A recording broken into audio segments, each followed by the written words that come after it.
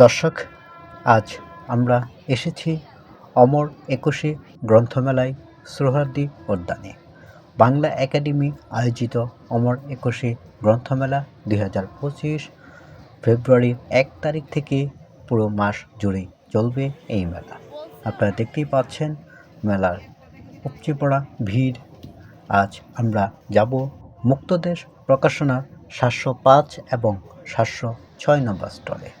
হ্যাঁ দর্শক, বাংলা সাহিত্যের তরুণ সব্যসাচী লেখক এস.এম. মাসুদ রানার জুলাই বিপ্লব নিয়ে লেখা উপন্যাস মানচিত্রের কান্না বইটি আপনারা যদি সংগ্রহ করতে চান তবে মুক্তদেশ প্রকাশনার 705 এবং 706 নম্বর স্টলে থেকে সংগ্রহ করতে পারবেন।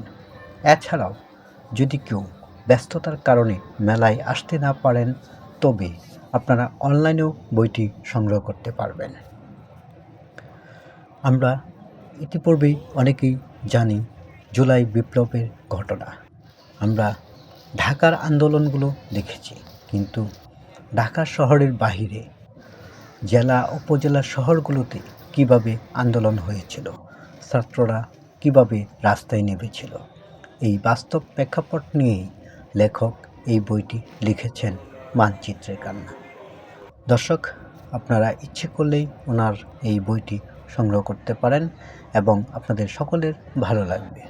জুলাই বিপ্লব নিয়ে লেখা উপন্যাস মানচিত্রের কান্না, সব্যসাচী লেখক এস.এম. মাসুদ রানার।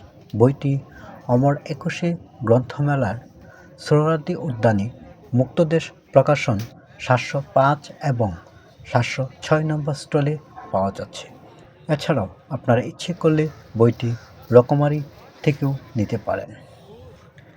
আমরা অনেক চেষ্টা করেছিলাম লেখকের সাথে দেখা করার জন্য, কিন্তু ওনার সাথে আমাদের দেখা হয়নি।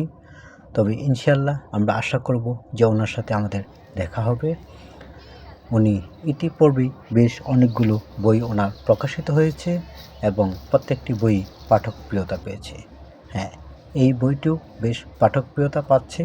প্রতিদিনই বইমেলা থেকে অনেকেই এই মানচিত্রের কান্না বইটি সংগ্রহ করছেন মুক্তদেশ প্রকাশনার 705 এবং 706 নম্বর স্টল থেকে। তাই আপনাদের বলবো, আপনারাও আসুন মুক্তদেশ প্রকাশনার 705 এবং 706 নম্বর স্টলে সব্যসাচী লেখক এস.এম. মাসুদ রানার লেখা মানচিত্রের কান্না উপন্যাসটি সংগ্রহ করুন। আসুন আমরা মানচিত্রের কান্না উপন্যাসের সাথে থাকি। দর্শক, আমাদের আজকের ভিডিওটি যদি আপনাদের কাছে ভালো লেগে থাকে তবে আমাদের চ্যানেলটি সাবস্ক্রাইব করবেন, ভিডিওতে লাইক ও শেয়ার দেবেন। সেই সাথে আপনাদের বলবো, আসুন আমরা সব্যসাচী লেখক এস.এম. মাসুদ রানার মানচিত্রের কান্না উপন্যাসটির সঙ্গে থাকি।